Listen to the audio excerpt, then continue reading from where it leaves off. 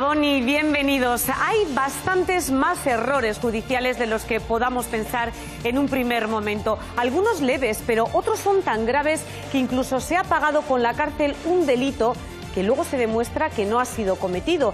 Errores que terminan marcando la vida de una persona y errores a los que la justicia no responde, no resarce debidamente.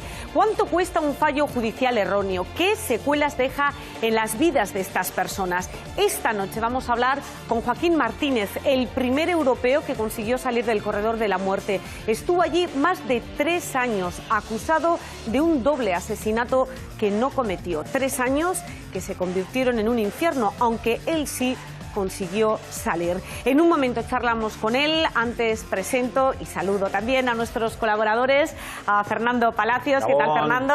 Osondo. Marta Martín. Gabón. Y Tito Irazusta. Gabón a los tres. Gabón, Bueno, Arantxa. ¿alguno de vosotros ha sido víctima, entre comillas, de la justicia? ¿Habéis sufrido algún error, algún fallo judicial? No, yo afortunadamente el único contacto que he tenido con la justicia ha sido beneficioso para mí, una querella contra una telefonía de compañía móvil, una compañía de telefonía móvil, pero sí que creo... Esas hay muchas, muchas hay demandas. muchas. ¿Sí? Bueno, a mí me salió favorable, pero sí que creo que una de las cosas que más miedo me da a mí es que la justicia se equivoque conmigo, porque cuando ya si alguien te señala como sospechoso, me parece que te quedas ya como sospechoso para toda la vida. Y queda registrado. Pero dice bastante el hecho de que muchos abogados te dicen que es mejor un mal acuerdo que un buen juicio.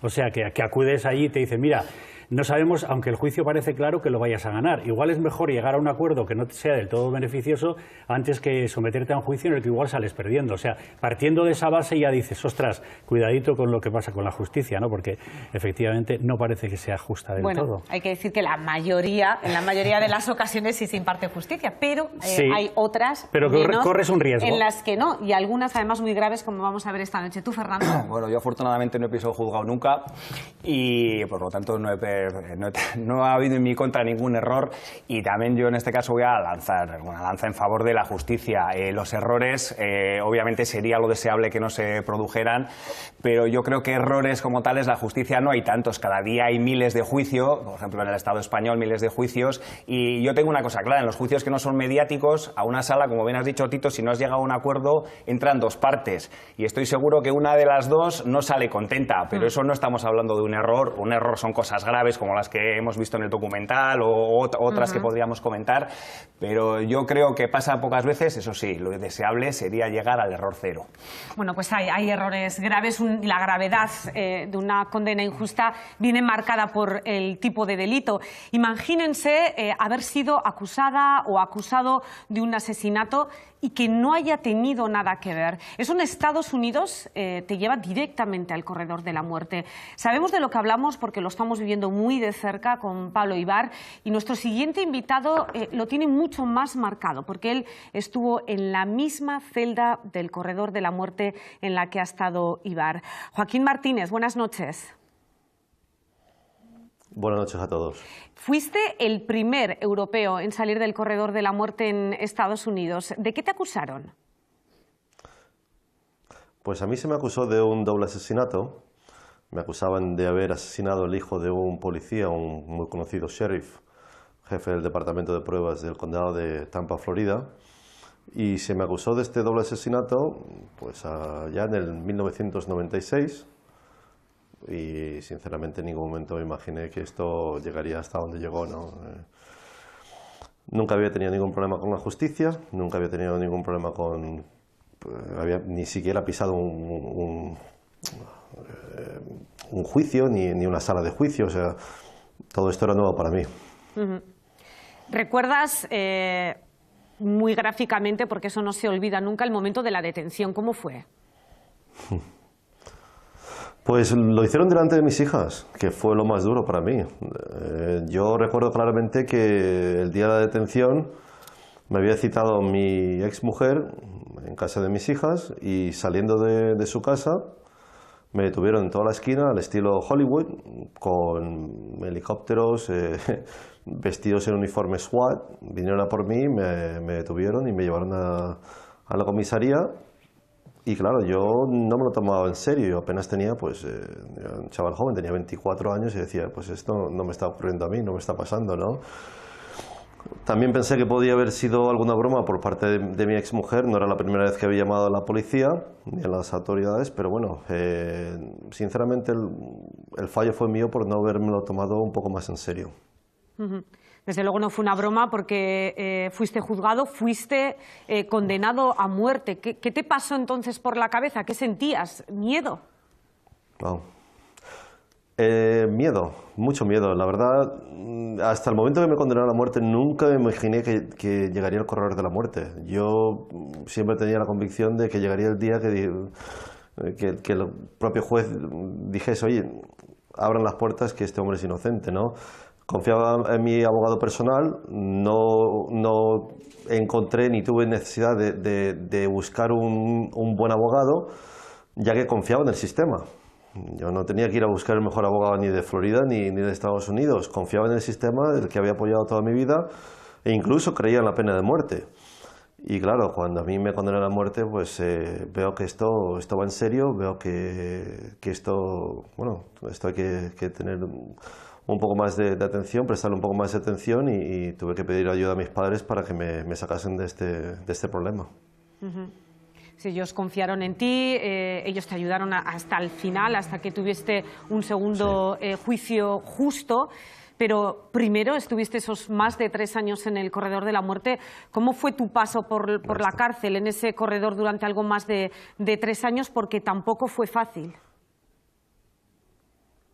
Bueno, debo de recalcar que ellos y vosotros, los medios de comunicación y muchísimas personas en toda Europa, en el País Vasco, en toda España, que la verdad os volcáis con mis padres en ese sentido, ¿no?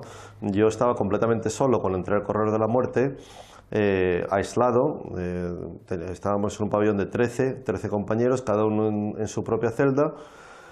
Y recuerdo que las primeras sensaciones que tuve yo cuando llegué al corredor de la muerte pues eran de, primero, impotencia, la segunda era de no entender y de traición, o sea, de sentirme traicionado por un sistema al que yo había apoyado toda mi vida. O sea, claro, llegué, me sentí solo y de la noche a la mañana mis padres empezaron a venir con las visitas, empezaron a mostrarme el apoyo que les estaba mostrando a ellos. Y tuve la fortuna de que ese juicio se pudiese repetir, ¿no? Mientras tanto, la verdad y sinceramente, dentro del corredor de la muerte, los 3 años fueron interminables. Estamos hablando que 3 años para mí eran casi 20 años de mi vida, ¿no? Llegando al final, no sabía cómo poder superar, ¿no? No sabía cómo poder superar el día a día.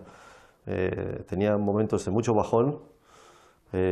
Inicialmente perdí toda fe, toda esperanza y la verdad que si no hubiese sido por mis padres y el apoyo que recibí y una vez más los medios de comunicación que pudieron difundir ese mensaje a nivel nacional e internacional de que estaba yo condenado a muerte por un delito que no había cometido, si no es por ese apoyo yo no estaría condenado a muerte hoy, estaría posiblemente muerto.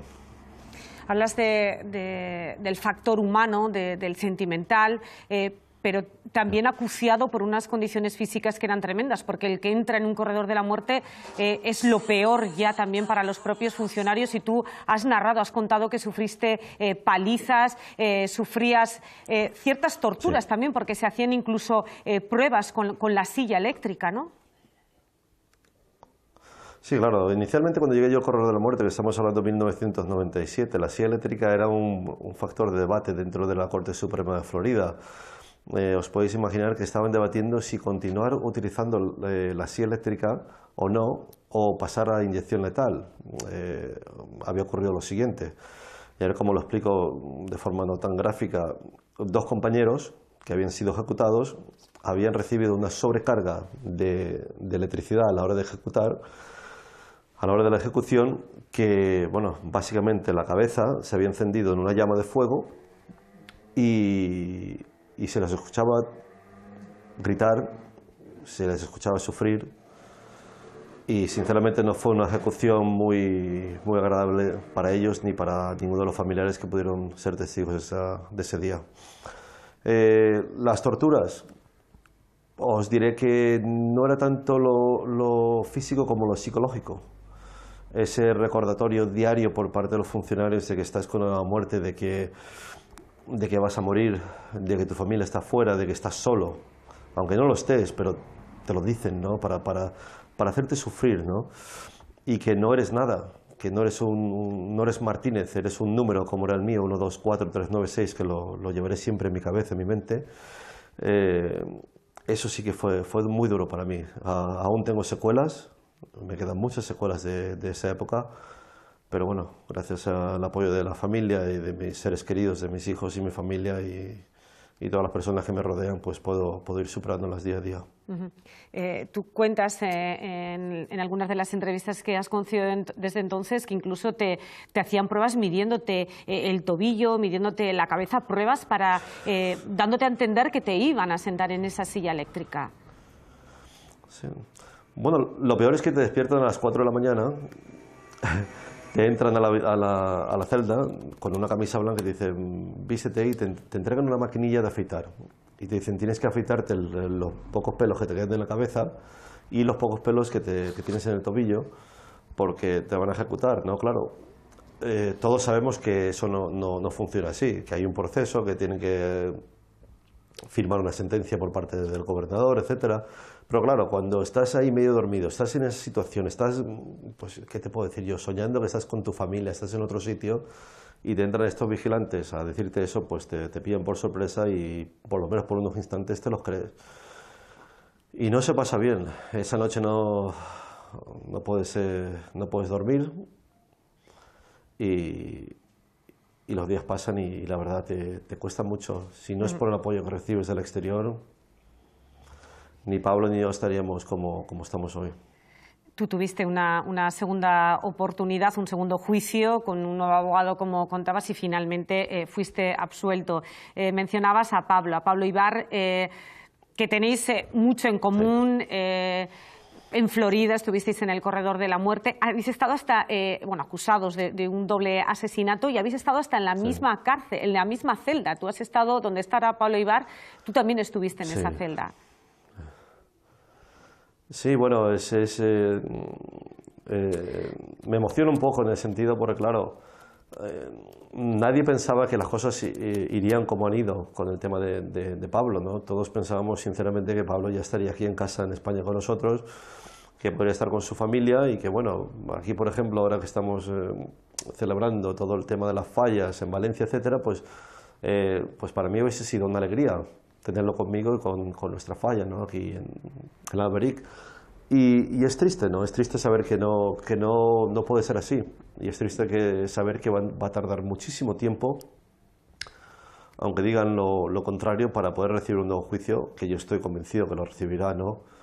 Pero es lamentable que no pueda estar aquí para celebrar estos días con nosotros y que este juicio haya tenido el mismo resultado que tuvo el mío. Sinceramente, ha sido un gran palo para todos nosotros y me imagino que más para la familia. Bueno, pues veremos cómo se van desarrollando los acontecimientos. Joaquín, muchísimas gracias por haber atendido la llamada de Euskal Telebista. Gracias. A vosotros también. Como siempre, gracias. Bueno, un caso tremendo y la entereza con la que le sigo contando y la emoción con la que nos sigue contando, porque bueno, han pasado años, pero y de recordar eso deja secuelas para toda la vida. Y de recordar la situación que está pasando Pablo Ibar, el último juicio en el que lamentablemente le mantienen en el corredor de la muerte y todavía no sabemos o mantienen la condena, pero no sabemos si el corredor de la muerte o va a ser una cadena perpetua. Es la justicia de Estados Unidos, también hay que dejarlo así claro. Eso es verdad. La justicia de Estados Unidos no es como la nuestra, afortunadamente para nosotros. Desde la propia detención de Joaquín ya explica que llegan los SWAT, parece como que te colocan, te colocan como sospechoso. Es que ya los fiscales les eligen también la gente, ¿no? Sí. Es como una cosa muy política, ¿no? Sí. O sea, ¿cómo va a decir el fiscal que ha dicho que es asesino, cómo luego volverse para atrás significaría perder un montón de votos y un montón de confianza confianza de la gente, ¿no? Sí, más que, bueno, aparte de eso, que está jugando en contra de Pablo Ibar, lo que sí que es cierto es que la justicia norteamericana no tiene nada que ver con la nuestra, y afortunadamente los errores judiciales que nosotros podemos padecer aquí no son del tamaño que se padecen en Estados Unidos. Mira, sobre Estados Unidos, voy a contar una anécdota. En Estados Unidos tenemos el 5% de la población mundial y el 25% de la población reclusa que hay en todo el mundo.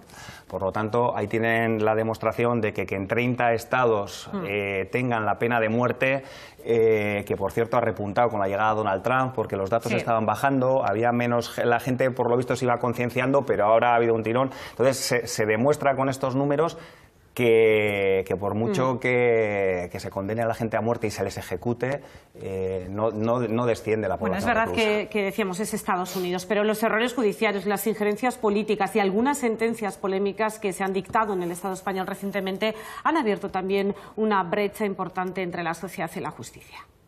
En 1995, Rafael Ricardi fue detenido por una violación que no había cometido. Una cadena de errores judiciales, como una identificación equivocada de la víctima y un examen toxicológico inexacto, le llevaron a prisión durante 13 años. Tras ser absuelto, recibió una indemnización de 1 millón de euros, la más alta concedida por un error judicial. Creo en la justicia porque yo sabía que algún día ese caso se podía solucionar. Quizás el caso de error judicial más recordado sea el de Dolores Vázquez. Durante meses fue la asesina de Rocío Baninkoff. Dolores Vázquez fue condenada no solo por la opinión pública, sino también por la justicia. Pasó 17 meses en la cárcel por un delito que no había cometido. Tras su absolución se tuvo que mudar a Londres. Su última intervención pública fue en un foro sobre fallos judiciales. He vencido muchos de los obstáculos, como coger la matrícula de un coche donde aparco, fijarme si la persona que me sigue lleva gafas o no lleva gafas, que todavía estoy pidiendo que alguien me diga un perdón. Algo. El caso de la pequeña Mariluz Cortés también está presente en la memoria colectiva. Sobre Santiago del Valle pesaba una condena por abusos sexuales que no había sido ejecutada. Por eso el asesino de Mariluz estaba en la calle cuando la mató. Porque yo no tengo ni idea de lo que le pasó a la niña. Los errores judiciales se contabilizan en el documento estadístico que cada año el CGPJ hace público. A falta del informe de 2018, en 2017 el Poder Judicial reconoce 6 errores. Errores de la justicia que en ocasiones se pagan demasiado caro. Bueno, estos son los casos más mediáticos, también los más conocidos, ¿no? Ten en cuenta que la justicia emana del pueblo, eso es una cosa que tiene que ser así, y el pueblo muchas veces no entiende algunas de las sentencias que se producen, ¿eh? Seguro que avanzaremos en el programa, pero evidentemente que leer una sentencia en la que un juez delimita claramente que ha sido una cosa que ha sido un atentado, incluso de todo tipo y luego en la sentencia final, estaba hablando de la manada, por ejemplo, ¿no? Que la sentencia final no va acorde a lo que efectivamente se ha ido relatando en la propia sentencia. Entonces, la gente queda un poco contrariada. Estoy de acuerdo con lo que decía Fernando. Hay casos mediáticos que parece que son los que marcan toda la justicia, pero es que miles de juicios se hacen cada día. Yo creo que efectivamente hay mucha gente de base que no son mediáticos los juicios y que efectivamente están ahora mismo pendientes de que la justicia sea una justicia justa. Ahí está la mujer, ¿no? Con la balanza y la espada y tapados los ojos. ¿La justicia igual para todos? Esa es una duda. Vamos a conocer algo más de este gigante que es la justicia y cómo resuelve sus errores con la ciudadanía. Magistrado Joaquín Bosch, buenas noches. Hola, buenas noches. Bueno, a ver, ¿en qué supuestos debe indemnizar el Ministerio de Justicia a una persona? La ley regula 3 supuestos de reparación del daño judicial. En primer lugar, por funcionamiento anormal de la Administración. Preferentemente se aplica a casos de retrasos de cierta entidad, es decir, no basta cualquier tipo de demora que forme parte de la mala situación de los medios de la justicia, sino que tiene que haber un funcionamiento anormal de cierta gravedad, digamos, ¿no? Porque si no, todos los supuestos tendrían que ser, obviamente, indemnizar a los ciudadanos porque suele haber un retraso habitual. En segundo lugar, es el llamado error judicial, cuando hay una clara equivocación de la Administración de Justicia pero ahí tampoco basta una simple discrepancia o que haya un recurso que revoque otra sentencia, sino tiene que ser un error manifiesto, clamoroso, grave, que cause unos perjuicios que no tengan justificación. Y en tercer lugar, uno de los casos más conocidos, que es los supuestos de privación de libertad, cuando alguien ingresa en prisión provisional y posteriormente se archiva la causa o hay una sentencia absolutoria, pero en estos casos solamente se aplican en determinados supuestos, no en todos los casos. Al Estado le cuesta indemnizar y pone muchas trabas administrativas hasta tal punto que a veces se convierte en un cierto laberinto, y todo también porque estamos hablando, claro, de dinero público, ¿no? Efectivamente, como acabamos de ver, los propios supuestos generan un poco de confusión sobre su aplicación, incluso de distinción entre los mismos, y además suelen utilizarse de forma muy restrictiva. Es decir, que hay muy pocos supuestos sobre el total de perjuicios y sobre el total de demandas que se presentan, y un Estado social debe aceptar que la Administración siempre tiene disfunciones. Solamente un conjunto de seres perfectos daría lugar a un estado de perfección. Somos seres humanos, nos equivocamos, y esto debe implicar resarcir a las personas que sufren perjuicios. En un Estado social esto debería ser muy importante, pero la realidad es que tanto la ley como algunas interpretaciones judiciales son muy restrictivas y hay muy pocos casos en líneas generales de compensación del perjuicio sufrido. Magistrado, ¿y hay muchos errores en la justicia española? Es comprensible que haya bastantes errores en España y en muchos países. Es casi un género cinematográfico, literario, ¿no? En el ámbito norteamericano, todo el tema de los errores judiciales, incluso en casos de penas de muerte ejecutadas para personas que eran inocentes, y en nuestro país no está al margen de ello. Lo cierto es que en nuestro país hay bastante de funcionamiento anormal y de retrasos. Estamos a la cola europea en el número de jueces por habitante, también en el gasto en justicia por habitante. Y esto hace que, por un lado, haya perjuicios por procedimientos que se dilatan mucho tiempo. Pero al mismo tiempo, no olvidemos que una justicia masificada, con mucho volumen de trabajo para pocos jueces, impide que se razonen los problemas en plazos adecuados, y esto también facilita que puedan producirse más errores. Decíamos, el error más grave, evidentemente, es que un inocente cumpla pena de cárcel por algo, una persona, por algo que no ha hecho. Y esto causa además unos daños que son irreparables. En términos absolutos son daños irreparables, pero esto pasa en otros ámbitos también del resarcimiento de daños por perjuicios. Pensemos en los accidentes de tráfico, cuando hay una muerte o una grave tetraplegia o cualquier pérdida de un miembro corporal. Esto cómo se puede compensar económicamente. Es complicado, pero bueno, siempre pueden establecerse unos parámetros aproximativos. En las privaciones de libertad indebidas ocurre lo mismo. Hay países como Austria o Alemania que ponen un cupo para todo el mundo de tantos euros diarios. En España no se aplica este sistema, se aplica un sistema de demostrar cuál es el perjuicio que se ha sufrido. Por tanto, si hay personas que perciben más ingresos o podrían haber ganado más dinero en libertad, pueden tener una compensación mayor, y aquellos que estén sin trabajo, digamos, tendrían un mínimo diario, que es el perjuicio que se le puede haber causado. En todo caso, debo aclarar que la ley no implica que se indemnice a todo el mundo por el tiempo indebido que ha pasado en prisión. Únicamente se aplica la indemnización en aquellos casos en los que ocurra una inexistencia objetiva del hecho. Por ejemplo, pues que a alguien se le acusa de haber matado a otra persona y luego esta persona aparezca viva, o que se la haya acusado y esté en prisión por traficar con droga y luego se demuestre que no ha existido el hecho propio ni siquiera del tráfico. Pero se quedan fuera la gran mayoría de casos, que son aquellos en los que no hay pruebas suficientes para condenar o no se acredita una participación completa de la persona.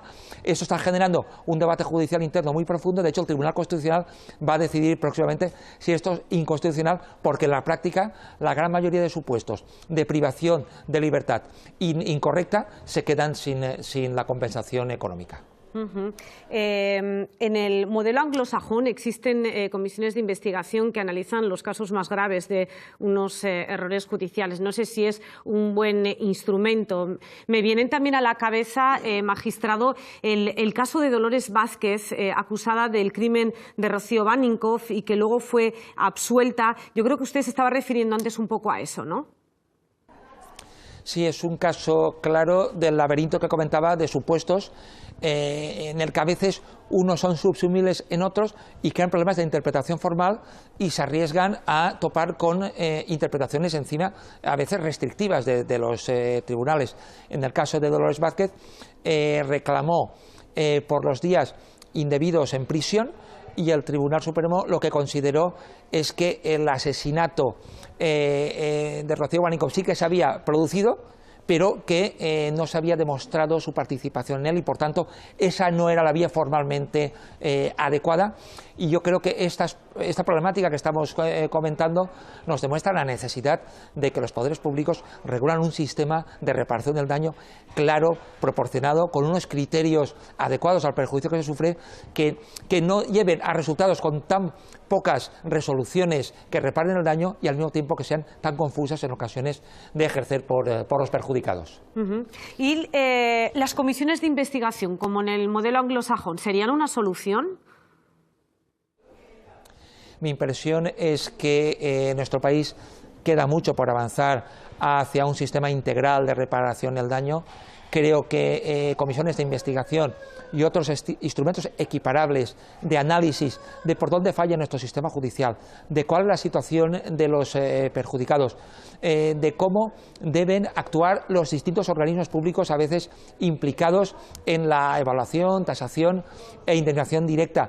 Creo que hace falta mucho todavía por construir porque estamos en una situación que genera claras insuficiencias y que provoca perjuicios a muchas personas que tendrían derecho a que se han sufrido un perjuicio que al menos sean resarcidas de una manera proporcionada. Los más pesimistas dicen, el sistema no funciona, no hay medios suficientes, hay dilaciones que son inaceptables y errores que son gravísimos. ¿Es usted de esta opinión? ¿Es tan pesimista?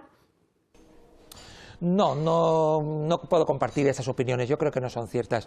Creo que es cierto que hay retrasos estructurales que se deberían corregir con una inversión pública adecuada. No podemos seguir a la cola europea en el número de jueces por habitante o en gasto por habitante. Creo que un sistema judicial fuerte y sólido mejora los derechos de la ciudadanía, mejora y activa incluso el propio sistema económico y que esto se tiene que resolver, pero los errores judiciales no son masivos, no son la regla general en absoluto.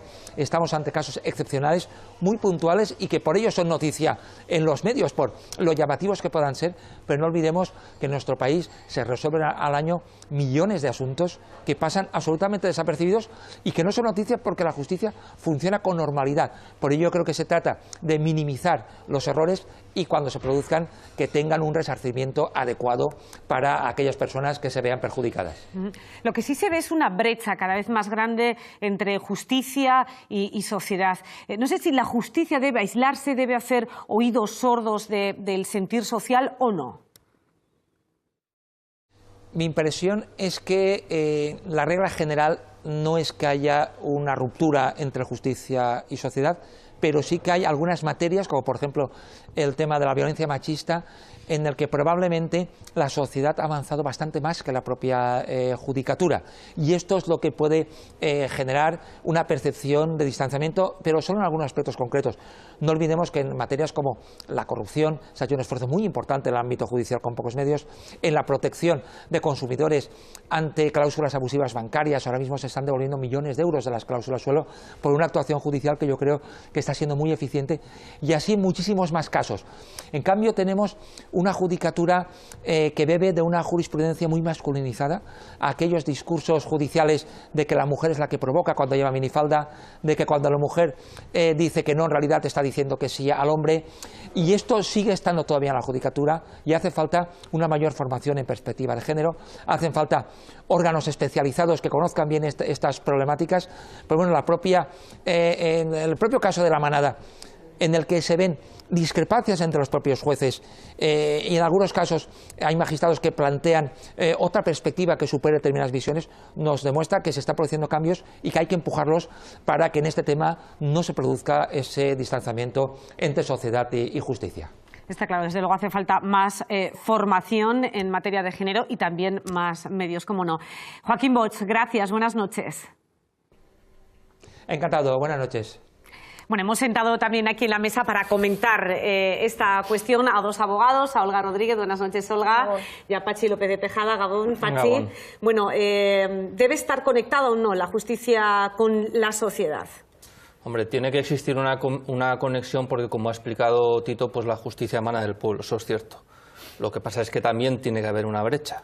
Es decir, el grado en que una justicia es avanzada, o lo que distingue una justicia avanzada de una tercermundista, es precisamente esa capacidad de aislarse de la sociedad. Hay que tener en cuenta que lo que daba la calidad en la administración de justicia, en concreto en los casos penales, es la capacidad de los jueces para aislarse del relato que construyen los medios de comunicación y del relato que construye la gente imaginándose qué es lo que ha pasado y por las ganas de conocer quién ha sido y por qué y tal, aislarse de eso y hacer una valoración de las pruebas objetiva, crítica y totalmente independiente. Y para conseguir eso se tiene que aislar. Bueno, las sentencias son públicas, se pueden leer. Lo de imaginarse lo que ha pasado en un juicio, todos tenemos acceso a esa sentencia, ¿no? Lo que pasa es que el ser humano funciona por relatos. El ser humano es lenguaje y funciona por relatos. Entonces la gente, cuando ocurre un crimen, quiere saber rápidamente qué es lo que ha ocurrido, quién ha sido, por qué. Entonces los medios de comunicación construyen un relato. Si los jueces quieren ser justos, tienen que llegar al estudio del caso con el cerebro suficientemente virgen como para poder analizar fríamente las pruebas y dirimir si hay responsabilidades o no. Porque de lo contrario lo que pasaría es que en función de ese relato que se basa en reportajes periodísticos, al que se le acuse sería un estado policial, tendría que demostrar que no es el culpable. 30 segundos, Olga, que nos tenemos que ir a Publi. Bueno, yo creo que los jueces no pueden ser máquinas expendedoras de sentencias y que, por lo tanto, necesariamente tienen que estar conectados socialmente. Y además estoy muy de acuerdo con el magistrado que ha dicho que el ámbito de la violencia de género es un claro ejemplo de que los magistrados y los jueces en algunos casos siguen muy retrasados con respecto al avance de la sociedad y que necesariamente tienen que fijarse en ella, respetando el principio de legalidad y de independencia, pero que además es muy positivo que se fijen en lo que está pasando en su entorno. Bueno, pues acabamos de arrancar este debate, hacemos una pausa breve y volvemos. Hasta ahora.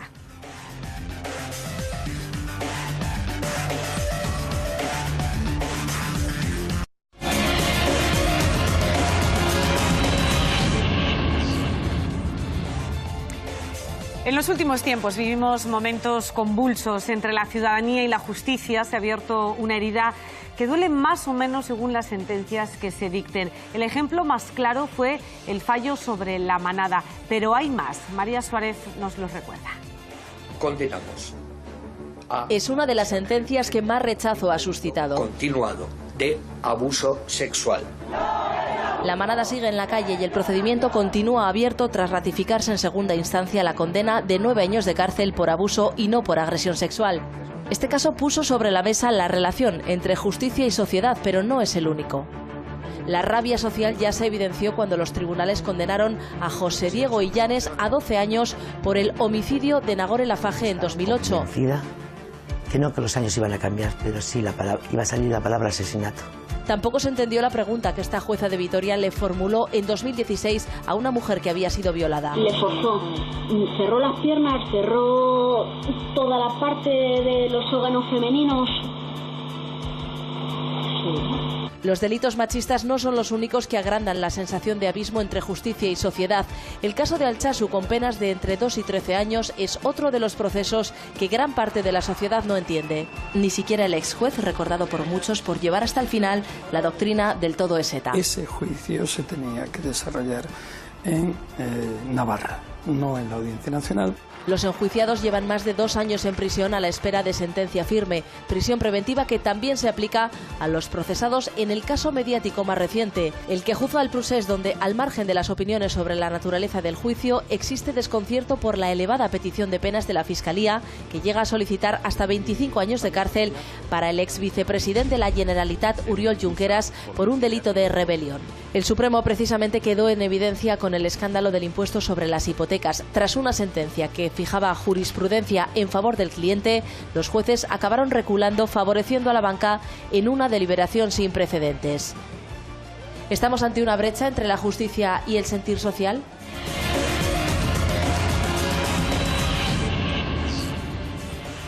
A ver, tengo varias preguntas y varias dudas, pero la primera, ¿hay brecha o no hay brecha, Olga? ¿O depende de las sentencias, parece que hay más diferencias de las que luego realmente hay?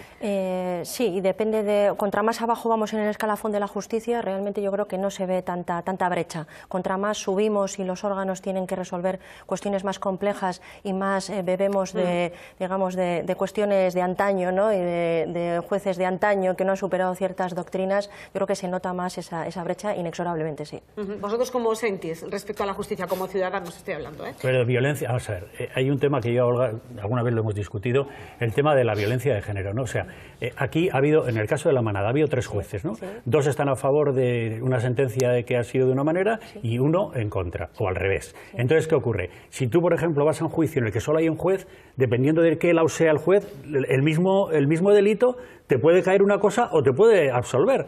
Hombre, pues en teoría no tendría que ser así, tendrían que aplicar todos la misma norma. ¿Pero eso ocurre o puede ocurrir? Puede ocurrir, claro, porque ya he comentado antes, ellos realmente interpretan esa ley, ¿no? Depende de la sensibilidad que tengan o de la formación que tengan o de lo cercano que estén al caso o a esa sensibilidad, pues van a dirimir en un sentido o en otro. El caso de la Manada, yo creo que el sentir es porque, como tú bien lo has dicho, hemos leído la fundamentación de la sentencia y los hechos probados de la sentencia y realmente podría haber encajado dentro del tipo de agresión sin lugar a dudas, lo que pasa que ellos han decidido ser pues conservadores en ese punto y digamos pues bueno basarse en ese abuso, pero que podría haber sido agresión y el clamor popular pues podría estar solventado, pues sí, han decidido que no.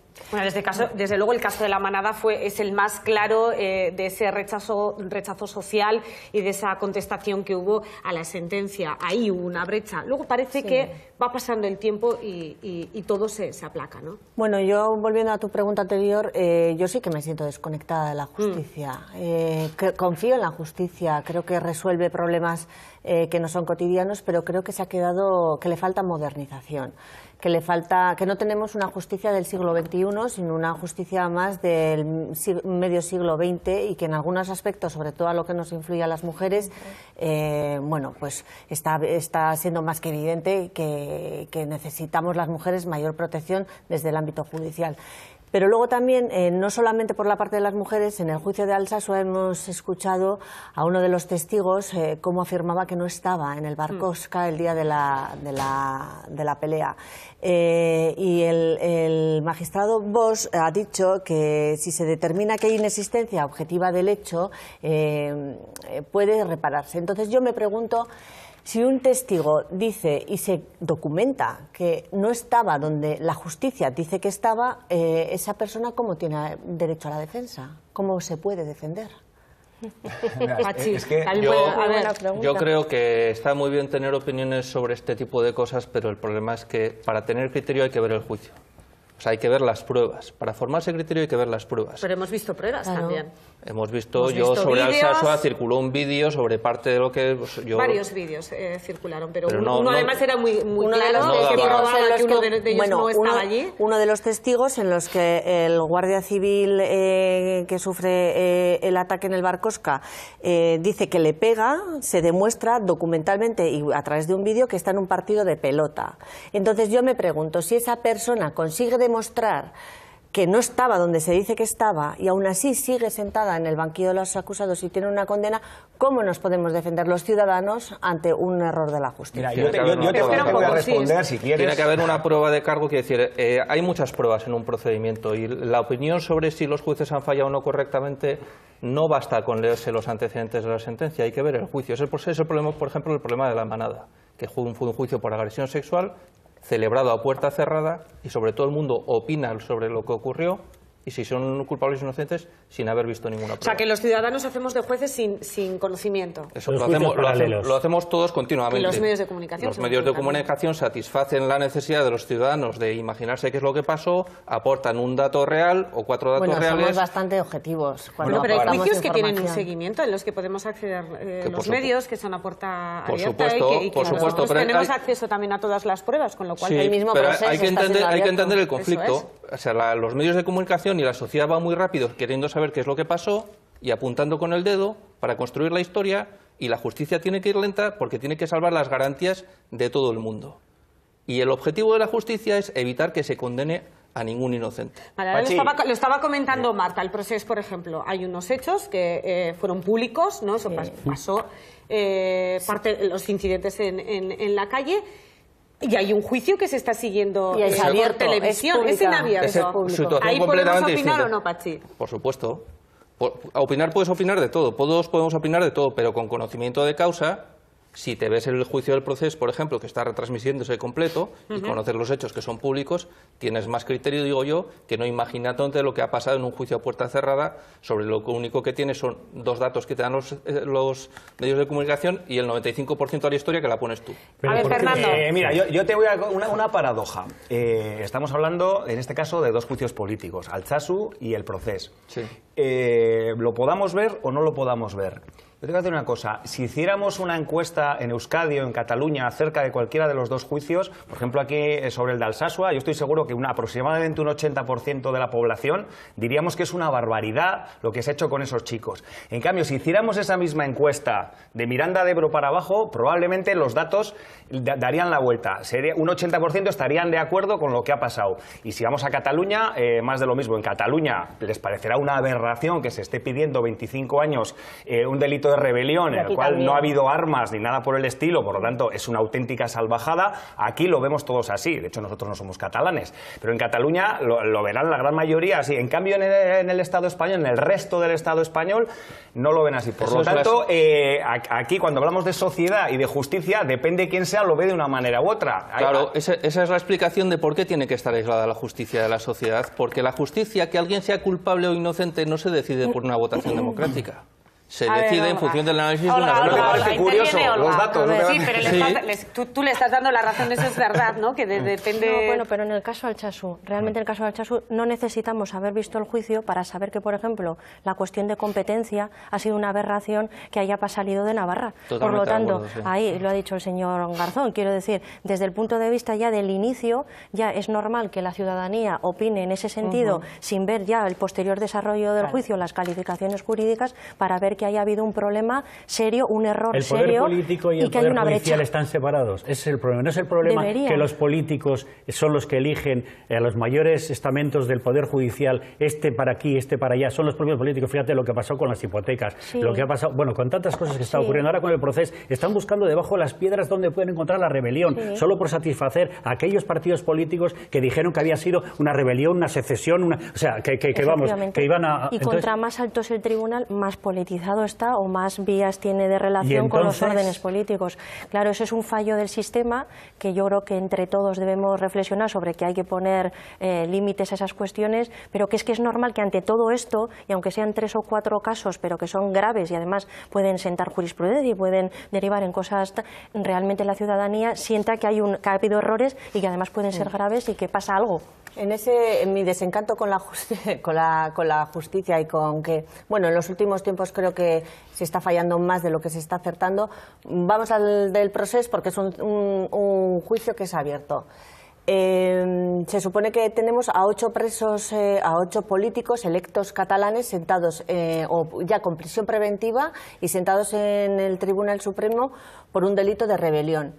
¿Qué tenemos que pensar los ciudadanos cuando unos meses antes de empezar ese juicio, el propio fiscal es el que sitúa, es el que dice que bueno, que quizás no es necesaria la violencia, como recoge el Código Penal, para acusarles de delito de rebelión? Eso también nos separa de la justicia, porque decimos, bueno, si están acusados de esto, ¿cómo puede ser el propio fiscal el que trate de justificar que quizás no hubo violencia, pero siguen acusados de eso? ¿Se puede acusar de algo? Yo pienso que el caso del proceso, al margen de las suspicacias, que me parecen muy fundadas las que acabas de plantear sobre actuación de Fiscalía, es el típico tema político que se ha judicializado sin ninguna necesidad. Es decir, es un tema de choque de legitimidades, porque ellos no lo están diciendo, pero lo podrían llegar a decir.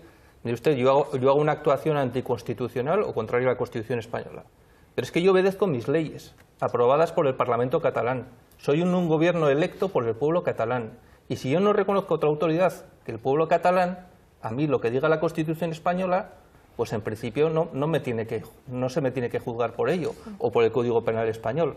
Pero es un tema judicializado por no haber hecho lo que había que haber hecho en su momento, que es una negociación política sobre el fondo del asunto, se provoca un caso judicial totalmente... Y claro, los jueces están para aplicar las leyes, no para cambiarlas. Por eso está el Gobierno y el Parlamento. Con lo cual pasa lo que pasa. A ver, Olga.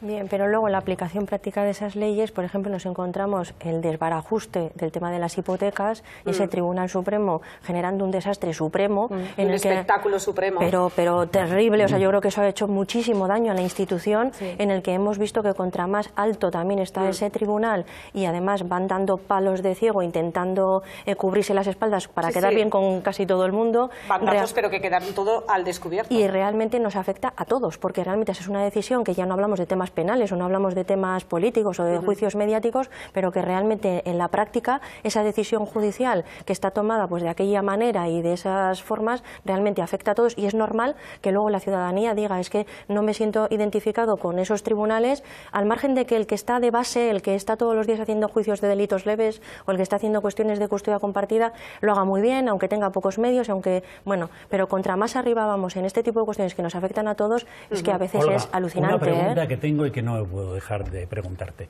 ¿Por qué cuando se produce un recurso ante una sentencia que parece injusta por parte del que ha sido sentenciado, por qué el recurso lo atienden los mismos jueces que le han declarado culpable? No. Por ejemplo, en Navarra, el mismo juzgado recibió el recurso, los mismos magistrados. Entonces, si han dado una sentencia, el recurso, ¿cómo lo van a atender ellos mismos? Bueno, eso es una cuestión que procesalmente pasa en ¿No tendrían que ser otros casos. jueces que fueran un poco más árbitros de la situación? Lo normal no es. Lo normal es que el juez que juzga, el que resuelve el recurso es el de arriba, es la audiencia provincial y luego sigue subiendo. Porque son casos, Tito, que son muy particulares con determinadas condenas o peticiones de condena que son muy claras sobre determinados delitos y ahí digamos que están difuminadas digamos los órganos. Pero es que en Alsasua fue igual. Fue al final la misma juez la que atendió. Subió arriba. Subió después, pero primero el primer recurso lo atendió la misma juez que les había sentenciado. En Alsasua pasó lo que ha dicho Olga, que es lo más grave y lo que más ha preocupado a la ciudadanía, que es que antes de que se celebrara el juicio y tal, el tema llega a un momento que va por el cauce ordinario, que era juzgarse por los hechos que eran, que era unos golpes, una agresión, lo que sea, en la Audiencia Provincial de Navarra, conforme a la ley ordinaria, y de repente alguien lo saca de contexto, lo saca del cauce y lo pasa a interpretar a terrorismos, historias de y de repente empieza a tener un matiz, que es el que tú acabas de decir, en virtud del cual la ciudadanía, sin pronunciarse sobre lo que ha pasado, o si son culpables o inocentes, dices, ¿qué pasa? Que si de repente pasa eso a esta orilla del Ebro es una cosa y si pasa en un sitio a la otra orilla del Ebro es otra cosa. Claro. Esa es la preocupación de la ciudadanía, yo creo que esa es completamente fundada. Escuchábamos antes que la justicia está masificada. Bueno, no es una novedad ni algo que nos sorprenda. ¿Puede ser una de las causas por las que haya errores en la justicia, que haya esa masificación de jueces que tienen el magistrado lo decía, ¿no? Que el Estado español está a la cabeza de... A la cola, ¿no? A la cola, quiero decir, del número de jueces por habitante. Jueces que atienden juicios cada 10 o 15 minutos que están señalados normalmente, que andan terminando muy tarde todos los días para poder dar salida a esos casos y que realmente al final están con el crono y sin poder verlo, es que lo decía el magistrado claramente, sin poder realmente entrar en el fondo o ese detalle y esa precisión que requiere cada caso, porque cada caso requiere de mucha atención y de ver las pruebas muy claramente. Entonces no tienen medios, muchos jueces están reclamando auxilio en el sentido de que le aparezcan magistrados de refuerzo para que los juzgados estén más limpios, pero es que no es así. ¿En eso coincides, Pachi, que faltan medios? Sí, lo que pasa es que faltan jueces, faltan medios y con más medios y más jueces habría una justicia mejor. De todas formas, los casos que llaman la atención son los casos en que se condena algo a inocente. Pero también hay que decir que la mayor parte de los errores judiciales, por llamarlos así, son los casos en que se absuelva culpables. Es decir, la justicia, la penal sobre todo, es muy garantista. Por eso hay tan pocos casos, son muy escandalosos y muy mediáticos, pero hay muy pocos. Se absuelven a muchísimos culpables, ante la más mínima duda, de las veces en las que se condenan a inocentes, que realmente son muy pocas. ¿No te parece, Olga? Bueno, pues aquí, venga, la última, pero rápida. ¿No te parece, Olga, que, por ejemplo, cuando se ha producido el tema de la manada, ¿no? Que efectivamente, al final, en vez de perseguir a los que han sido culpables, lo que se hace es, de alguna manera, una protección hacia la víctima. No deberían cuidar para que esos no repitan y a la víctima dejarle libre y no decirle, no, tú no salgas de Madrid, que efectivamente es a donde pueden llegar ellos. Sí, y también hay que cuidar a esos magistrados que han visto el caso de la manada y se han posicionado a favor de la agresión o que aquello no fue abuso. Hay que proteger a esos también. Protegidos todos. Exacto. Bueno, pues se nos ha agotado el tiempo. Da esto para muchas horas de debate, pero hasta aquí esta noche. Gracias por su atención, gracias a todos. Que pasen buen fin de semana y volvemos el viernes que viene. Agur.